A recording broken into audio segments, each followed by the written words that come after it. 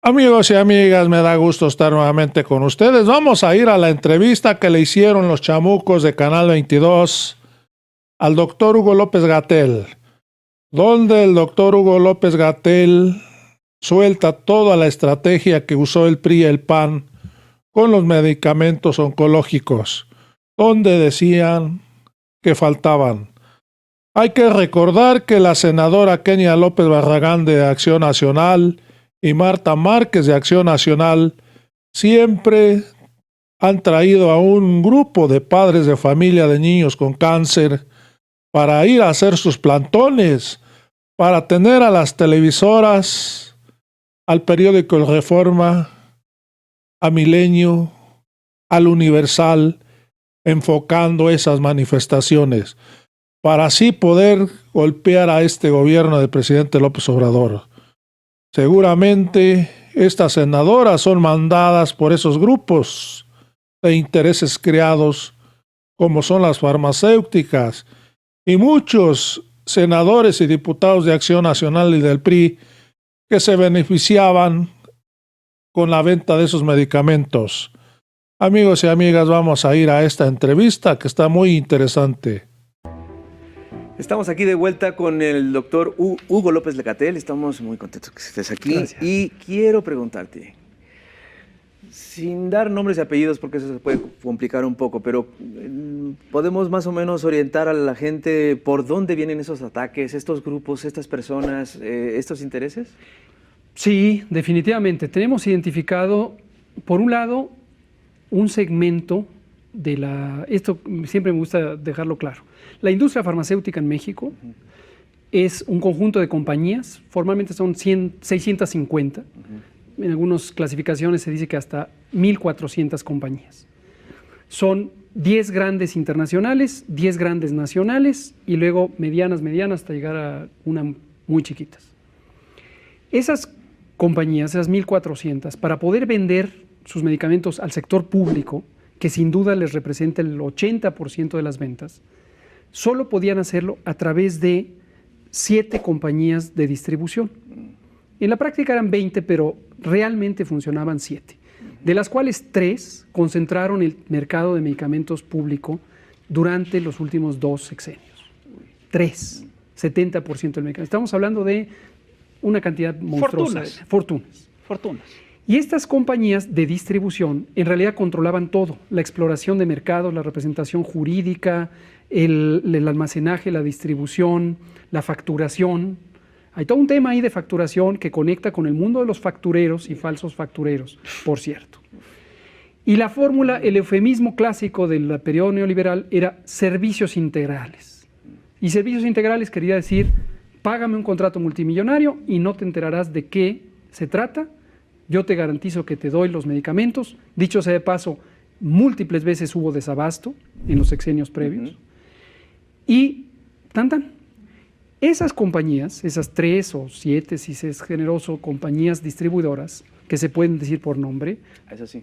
pues están identificadas: Maipo, Masram, Nardo, Ralca, Grufesa, Grumesa, son las principales.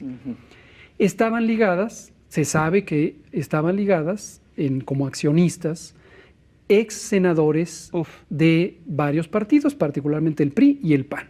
Algunos incluso senadores que tienen herederas senadoras y exgobernadores que tienen familias de legisladores. Entonces, por eso están tan irritados, porque ese negocio se les está desmantelando. Claro. Y cada vez que hay un periodo, por ejemplo, donde ya vienen contratos, adjudicaciones, licitaciones, sube hay el repunte, el rebrote de desinformación. Ahora mismo, estamos en junio, estamos definiendo ya contratos para el periodo de contratación que corresponde en este año, y empiezan a surgir el cierre del aeropuerto de la Ciudad de México por las mismas 20 personas que dicen que sus niños tienen cáncer y que necesitan medicamentos y no los tienen, ¿no? Oye, Hugo, decías hace un momento que frente a esta infodemia y a toda esta desinformación, un elemento importante son las mañaneras y otro las vespertinas. Y entonces, ¿Por qué ya no tenemos vespertinas? Vespertinas, sí. Decidimos hacer un corte, no necesariamente están cerradas para siempre, pero lo que consideramos es que llevábamos 5 meses de reducción de la epidemia, 20 semanas consecutivas, Claro. consistentemente bajando, y pensamos que era un buen punto para hacer un alto, replantear el esquema de comunicación, Bien. porque sí pudimos constatar que, por ejemplo, el interés de la prensa, de los medios formales, empezó a reducirse, lo que llama la atención, porque en columnistas, en editoriales y demás, seguían atacando cuando no se paraba ahí la reportera del Reforma o del Universal o de Milenio, no se paraban por ahí. Y es que una conferencia técnica se volvió una cuestión política. Exactamente. Bueno, es que Exactamente. siempre fue una cuestión política y siempre fue una cuestión de narrativas. Tú lo acabas de contar. Esta historia de los niños con cáncer, obviamente es un cuento muy bien armado. Exacto. Que Exacto. llama a conmover, es decir, son Sí, claro. niños, tienen Es cáncer, una están telenovela. desprotegidos. Sí, es una telenovela. Es una telenovela. En una frase, Sí. en una consigna. En una consigna. Es una telenovela en una consigna. Ahora, aquí me gustaría aprovechar para hacer una especie de alerta, o por lo menos que quede registrado. Este tipo de generación de narrativas de golpe, Ujú. a veces se ha conectado en Latinoamérica, en la historia de Latinoamérica, con golpe Sí, golpe claro. de Estado. Sí, claro, claro. por supuesto. Y esta idea de los niños con cáncer que no tienen medicamentos, cada vez lo vemos más posicionado como parte de una campaña más allá del país, Sí, claro. de los grupos de derecha internacionales que están buscando crear esta ola de simpatía en la ciudadanía mexicana, ya con una visión casi golpista. Es que Sí, es de claro. manual, y es Es de de manual, manual. en varios países. Así es. Así Pero fíjate, como parte de esta narrativa, digamos, también está la construcción de la figura que le han hecho al vocero, Ujú. ¿no? Donde de repente lo comparan, que es una cosa increíble, ¿no? Con genocidas, que es una cosa fantástica. Cuando ya ves eso dices, bueno, ¿de qué se trata? Claro, claro. ¿No? Es decir, sí estamos ante la construcción de una narrativa ya muy hecha, que la hemos visto N veces en películas de Hollywood, Así es. tal, pero dirigida claramente con fines de infodemia política. Sí, consideramos que es francamente una táctica o estrategia de guerra psicológica. Guerra psicológica frente a un gobierno que claramente tiene una vocación social, que ha decidido transformar el régimen de privilegios y que los grupos de interés nacionales y globales, Ujú. que son los grandes propietarios del dinero, están buscando cómo pueden crear una consigna suficientemente persuasiva para incitar una revuelta pública. A mí me llama la atención esto, porque estas consignas, al final de cuentas, esta narrativa, al final de cuentas, sí choca con lo que sí ha hecho el gobierno. Ujú. Y, por ejemplo, esta campaña de vacunación, ¿no? Que hay detrás de esto una contranarrativa que no está basada en ficciones, sino que está basada en hechos. Así es. A mí ya me vacunaron 2 veces, yo ya tengo el esquema completo, Excelente. estoy feliz.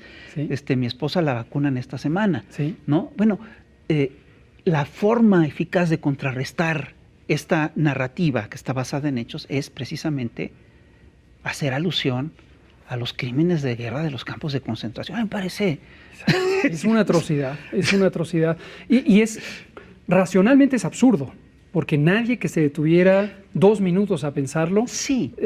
Creería que el gobierno de México creó el virus Sí, o que el claro. gobierno de México fue negligente en responder a la pandemia. Pero es que no van ¿no? a la Pero no van a la racional, van a las lo emociones. emocional. Exacto. Y por eso les sirven consignas básicas como esto de los 500,000 muertos, como compararnos con las atrocidades nazis. Pero además todo lo que han dicho ha resultado mentira, que no había vacunas, que las vacunas las regalaron y eran los sobrantes. Exacto. Que se administraban con fines electorales.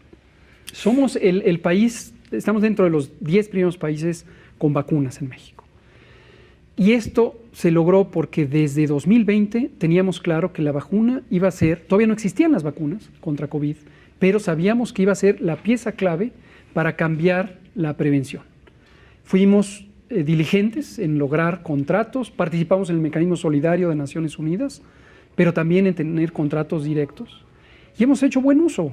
Hoy, 25 de junio de 2021, la tercera parte de los mexicanas y mexicanos mayores de edad, que son los que ahorita se pueden vacunar, están vacunados. Y vamos a lograr en octubre completar toda la población adulta. Hoy anunciamos, en Baja California ya Todos. 100% de los adultos de Baja California están vacunados. Pues seguimos aquí en Chamuco TV, estamos de manteles largos porque estamos con el doctor Hugo López-Gatell. Estamos de cubrebocas largos. Estamos de cubrebocas largos y con sana distancia. Y con sana distancia. Doctor Hugo, estamos en un momento interesante, porque como tú decías, después de todo el año, desde que empezó el año, Exacto. hubo una disminución.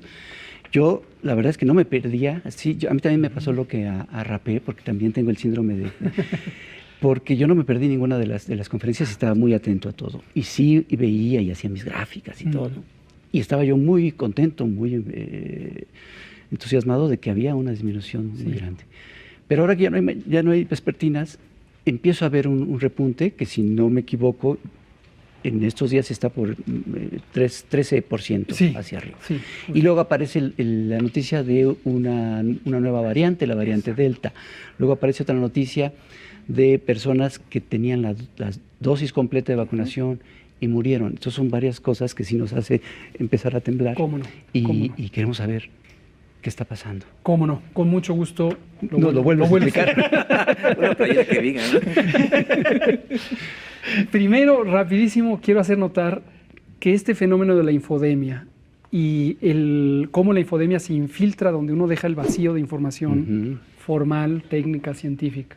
En 2 semanas desde que se acabó las conferencias vespertinas, salieron estos 3 temas. Sí. Tercera ola, Ujú. variantes genéticas del virus y este tema de personas que enferman y mueren con vacuna. Aunque tiene una base técnica que ahorita vamos a comentar, la escala del miedo es muy superior a la realidad. Y es por eso, porque están metidas como encabezados de la prensa. Que es como lo de la trombosis, Como lo de la todos trombosis, esos. justamente. Ujú. Entonces vamos uno a uno. Es cierto, y nosotros mismos lo hemos dicho, lo acabo de decir el martes reciente que estuve en la conferencia, el martes 22 de junio.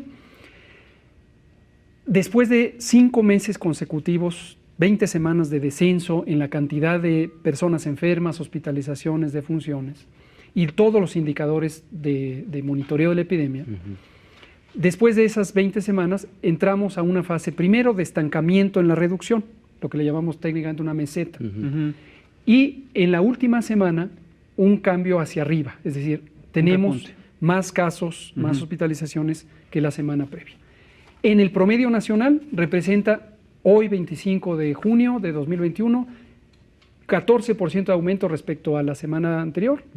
Y como predijimos, vamos a cerrar mañana con un 15 a 18% de aumento. ¿Qué puede pasar? Que en la siguiente semana sigamos con esa tendencia y siga subiendo y siga subiendo y siga subiendo. Desde que seguíamos en la fase de reducción lo alertamos, en cualquier momento el patrón puede cambiar. No se conocen ni en México ni en el mundo entero todas las razones por las que esta tendencia de estar bajando de repente puede subir. Está claro que la movilidad física de las personas y la congregación en espacios públicos es el motor principal de los contagios. En la medida en que se van abriendo espacios públicos y espacios privados de uso público, que necesariamente se tienen que abrir, entonces aumenta la propensión a los contagios. Pero todas las causas exactas no se conocen. Ahora, puede pasar que aumenten los contagios, pero que estos contagios no sean de gravedad. Es correcto. Y no sean fatales. Justamente. Gracias a la vacuna, entre otras cosas. Justamente.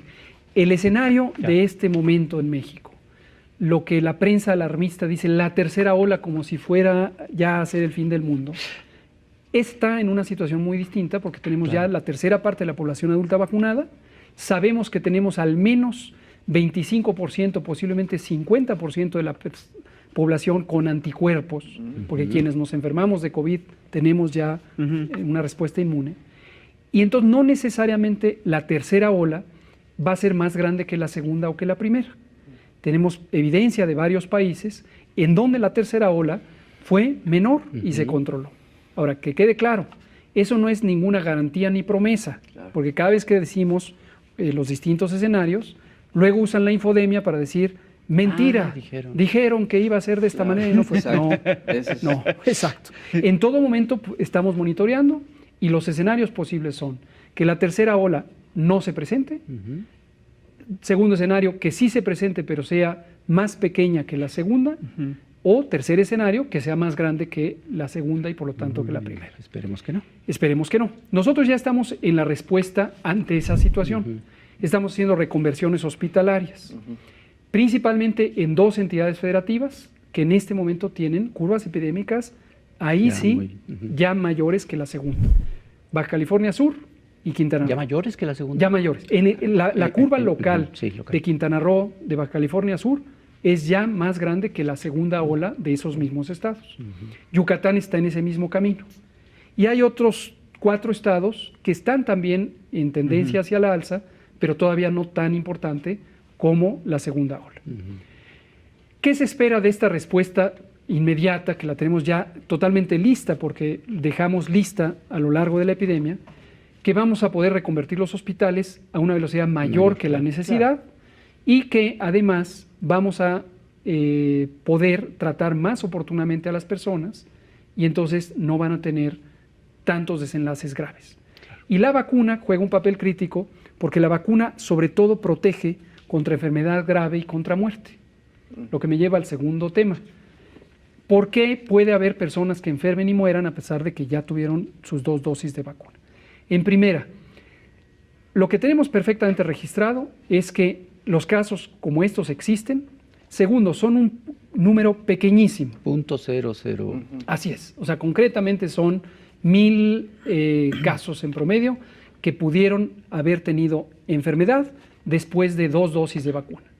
Pero de todos ellos, lo que tuvieron fue que no habían completado los días que se necesitan para desarrollar los anticuerpos. Entonces, lo más probable en esos casos es que ya estaban incubando el virus en el momento en que fueron vacunados, lo cual es lógico, no van a tener la protección de la vacuna.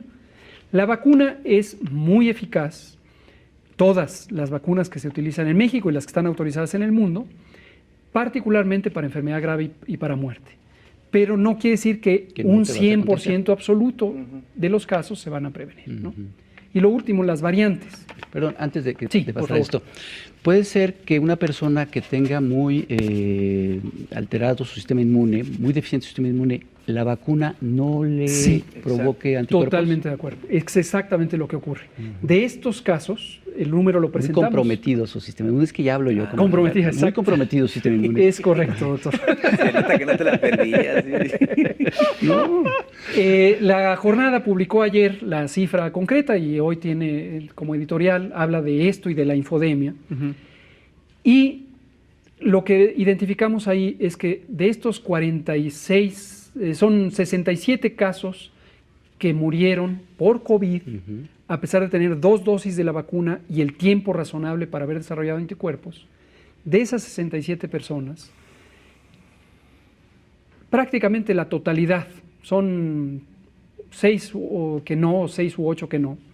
El resto tenían enfermedades que deprimen el sistema inmune. Diabetes, tenían insuficiencia renal, tenían uso de medicamentos esteroides, enfermedades autoinmunes. Entonces, efectivamente, quienes están teniendo una menor eficacia de la vacuna son las personas que tienen otros factores de entrada biológicos, pudiera haber otros de tipo social, nutricional, etcétera, que hacen que el sistema inmune sea menos efectivo.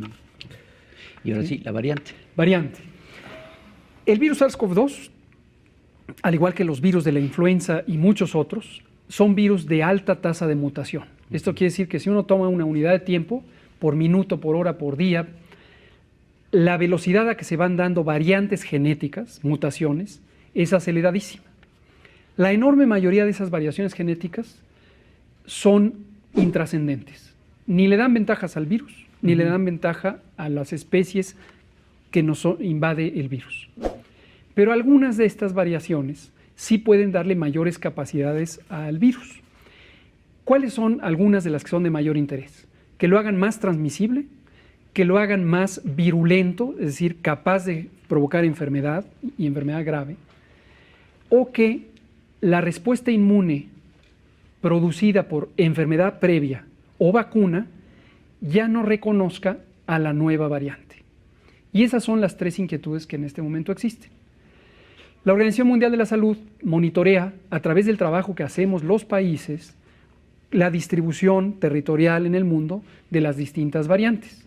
Dicho sea de paso, orgullosamente nuestro INDRE, el Instituto de Referencia y Diagnóstico Epidemiológicos de México, es uno de los activos participantes de esa red global de monitoreo de cepas virales.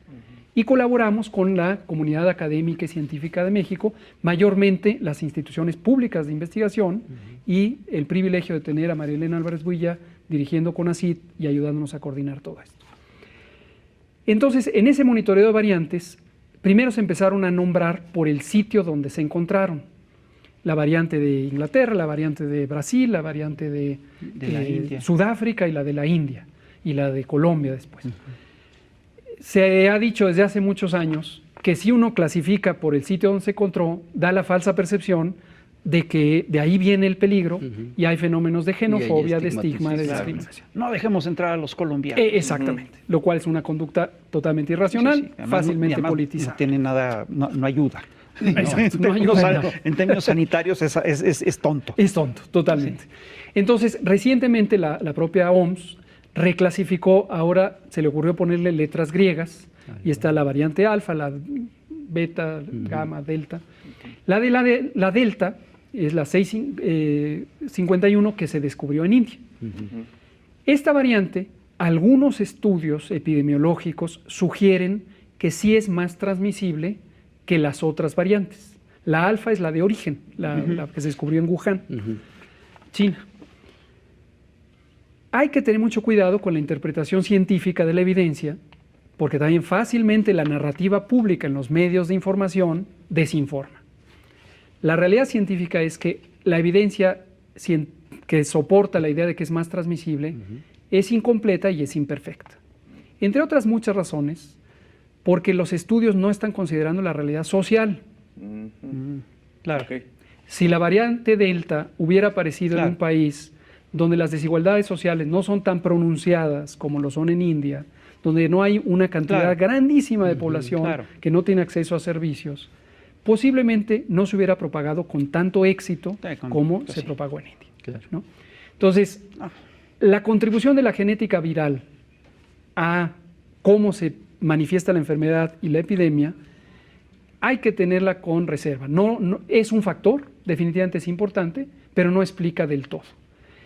En México tenemos variante Delta, de hecho tenemos todas las variantes que hasta el momento se han descrito, pero no hemos identificado, a pesar de buscarlo deliberadamente, una asociación clara entre la variante y un comportamiento más agresivo ni para la persona ni para la población. Ni que sea la causa de, por ejemplo, ni que sea causa del rebrote o repunte.